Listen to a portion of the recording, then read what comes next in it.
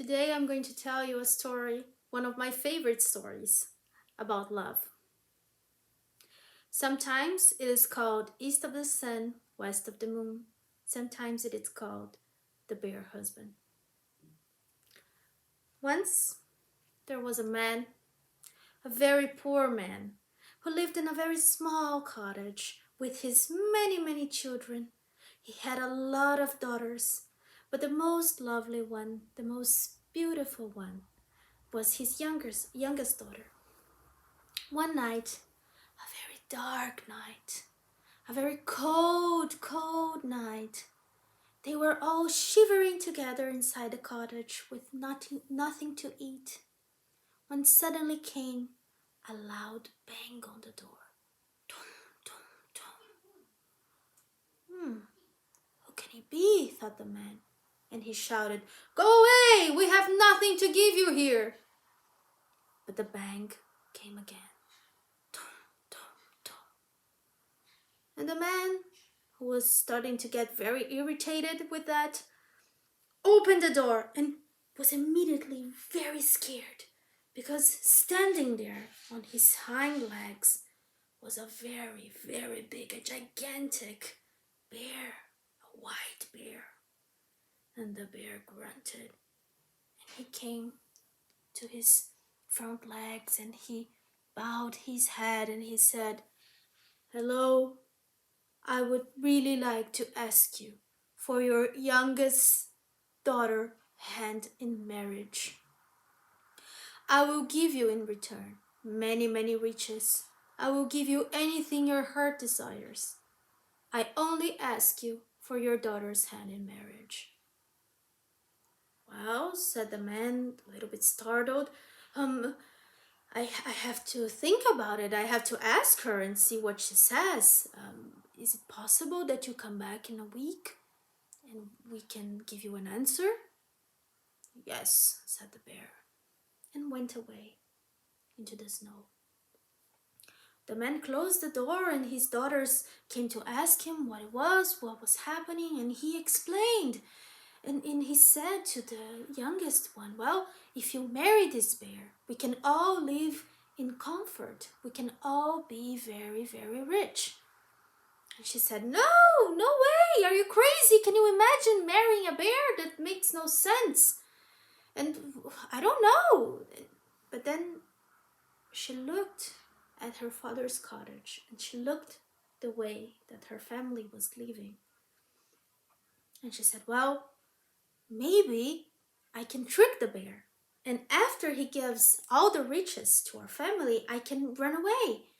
Yes, and that could be an adventure," she thought. She said, "Well, okay, I will marry this bear."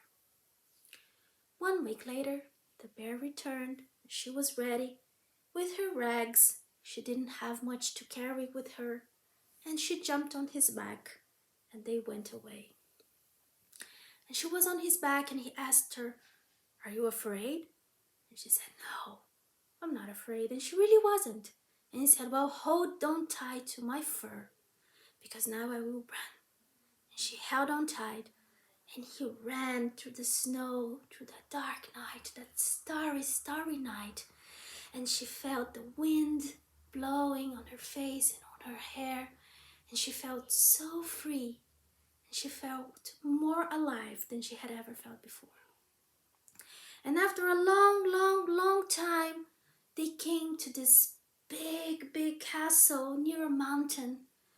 And they entered the palace, and the bear showed her all his treasure, all the jewelry, all the gold and silver things, the beautiful paintings on the walls, and the riches that he had.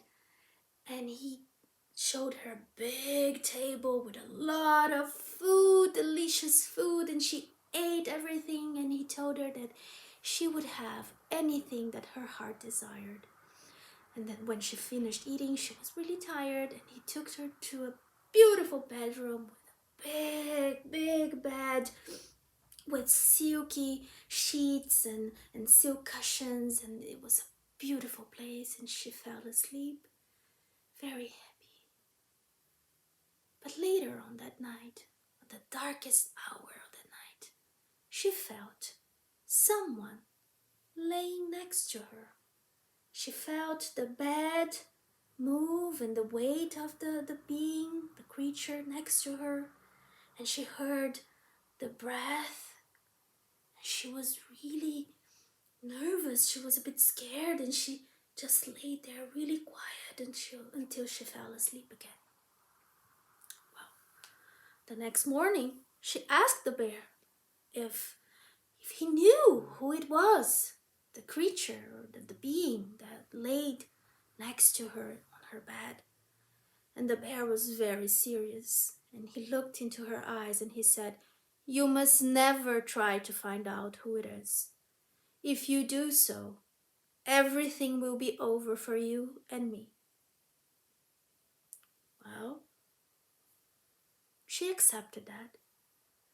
And every day she would have the company of the bear for a few times during meals, and then the bear would vanish for a while. And she would go about her day in the castle all alone, looking at the treasures, beautiful books and paintings and jewelry and everything. And at night, she would lay down, and at the darkest hour of the night, the creature came and laid next to her. And every day and every night were the same, until she started feeling a bit lonely, a bit homesick. And she decided to tell the bear that she was feeling like that and she missed her sisters so much. And he said, "Well, that's not a problem. You can ask them to come and visit you here. It's okay. You can ask them." And so she did. She was really happy, and she received her sisters in her palace. She showed them everything, and they were awed and amazed by everything. And they told her that now they were living a very comfortable life, and they had everything that they wanted. And her father was really, really nice in his old age. Now he had everything, and they were really, really happy. And they asked her how her life was going. And she said, "Well, it's all fine, it's all good, but every night comes someone who lays next to me, and I don't know who it is." "You don't know who it is?" They said, "Well, but that's very strange. That's super crazy. What is that? Someone comes and lays next to you and you don't know who it is? It could be a monster. Is it not the bear?" "No, I don't think it's the bear, because it sounds human." "Oh, but it could be a monster. It could be a troll. You don't know. How can you not know? You should get a candle and light it when it's sleeping, so it won't see you." And she said, "No, but the bear said that I shouldn't do that. The bear said I shouldn't do that." "Well, that's why you should do it. If he doesn't want you to find out, then it's absolutely a monster." The sister said all of that, and she started to become insecure about it. And after they went back to their home, she decided she would do what they said. She waited, waited and waited. And then the creature came in the darkest hour of the night and laid next to her. She waited until she knew it was sleeping. She could hear the breath, very regular, coming up and down. So she got a candle. She lit the candle, and she approached the face of the creature.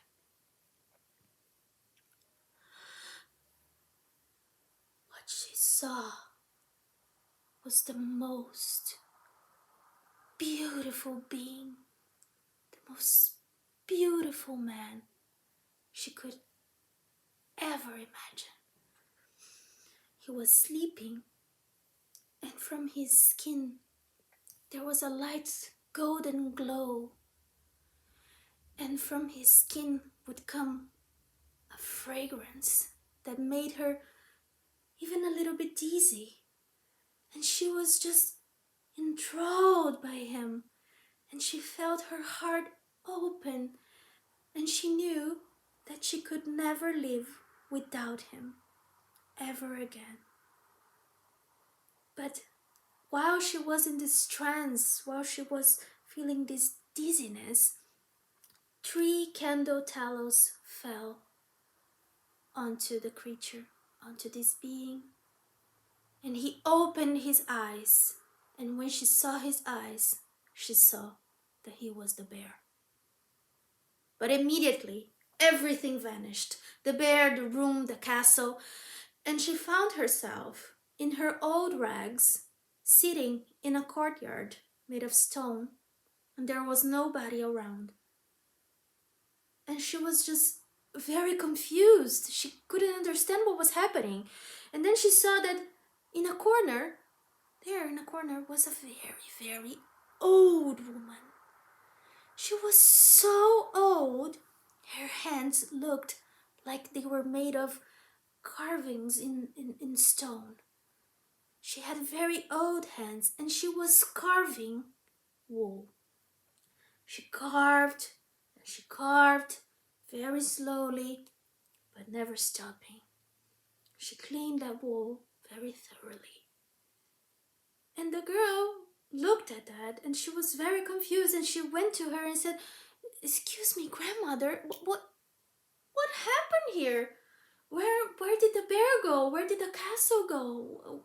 What happened?" "I'm just carving my wool," said the old woman. "Yes, I can see that, but oh my God, I don't know what I did. I know now that the creature was the bear, and the creature was just so loving, and now I feel that I cannot live without him, and I don't know what to do. See, what happened was..."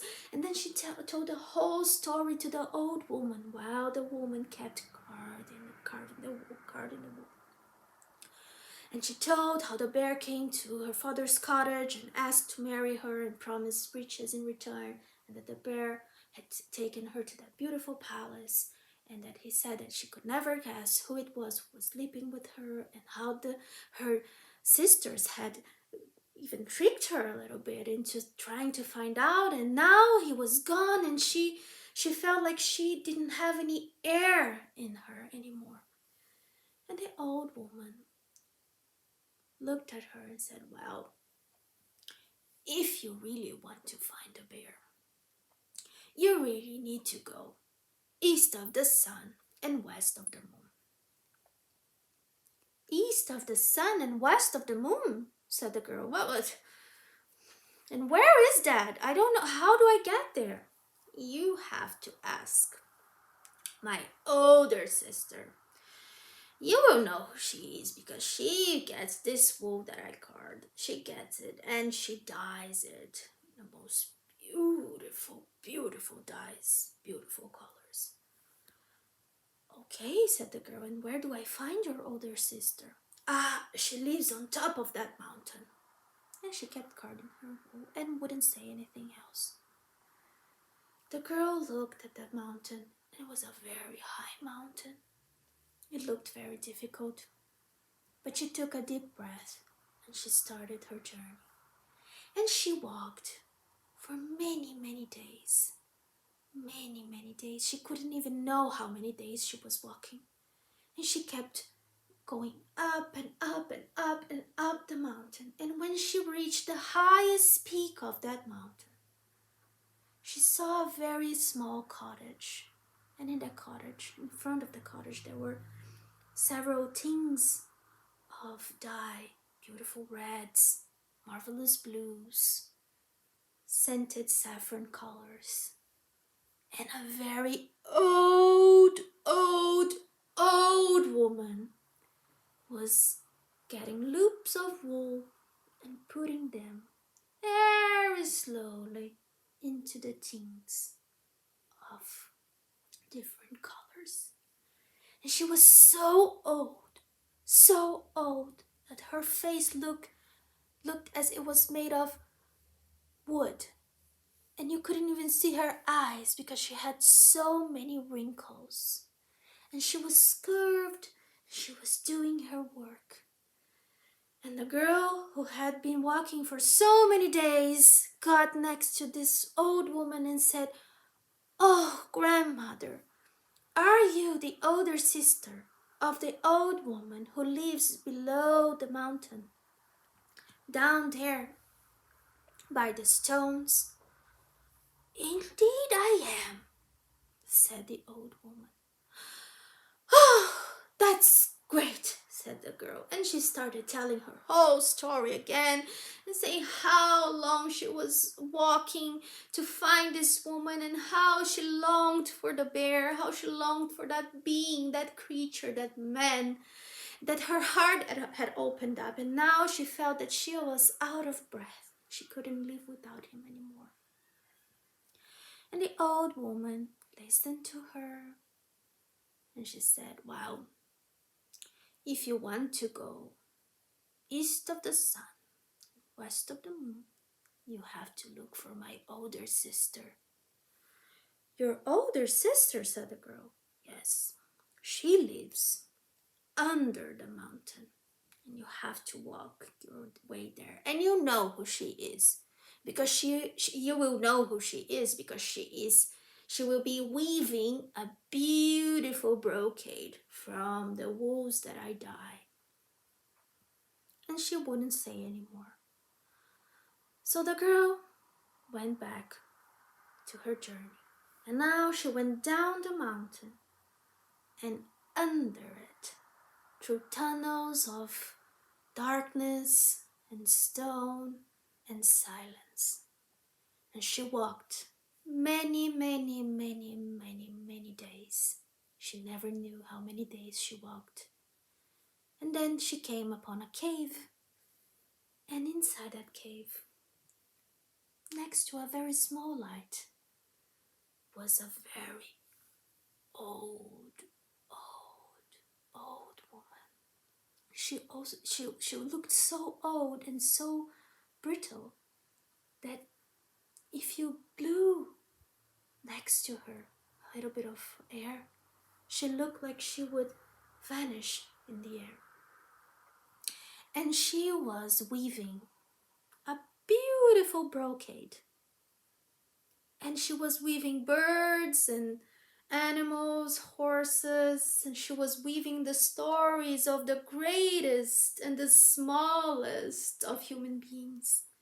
And it was the most beautiful piece of weaving you could ever imagine. And the girl was so tired. And she looked at that and she said, Grandmother, are you the older sister of the woman who lives above the mountain and dyes the wool? And the woman said, Yes, indeed I am. Where am I, Grandmother? And she said, Well, child, you are east of the sun and west of the moon. Said the girl. Well, Grandmother, you know what happened. And then she told her story all over again, how the bear had asked to marry her and give riches to his father, and how everything happened in the palace, and her sisters and the man, and how her heart had opened, and how she felt out of breath and she could not live without him now. And the woman kept weaving while she told her story. And when she finished, she pointed a very old finger with a curved fingernail. She pointed to her back. And there the girl saw a wide, big stone table, and the bear was lying on top of it. And he looked like he was not breathing. And the girl gasped and said, What happened to him? Is he okay? Is he hurt? You are so young, said the old woman. He's dead. And right there and then, the girl fainted. When she woke up, she was in a different room, a wide room with stones on the floor. And there was a big tin with water in the middle, and a white fur of the bear was there next to the tea. And all around the room there were women, and they were claiming that they were the ones who were going to be able to clean that fur and remove the tallows of the candle. And therefore, they were the ones who could marry the owner of that fur. And one after the other, they would come to the center of the room, get the fur, put it in the tin, scrub it, scrub it, scrub it, scrub it very violently, and say, "This is how you do it." And the fur would keep stains of the tallow. And the other came and said, "No, this is how you do it." And the other came, "This is how you do it." And all of them came, and finally, there was only the girl left. And she took a big breath, and she got that fur in her hands. And very slowly and very gently, she put it in the water. And she scrubbed a little bit. And then she put it in the water. And she scrubbed a little bit. And the third time that she put it in the water, the stains were gone. And right there and then, a beautiful, beautiful being, a beautiful creature, a beautiful man, with his skin glowing a little bit, with the fragrance that she could never forget, came into the room. And the name of that being, that creature, that man, his name was Love. Happy Valentine's Day.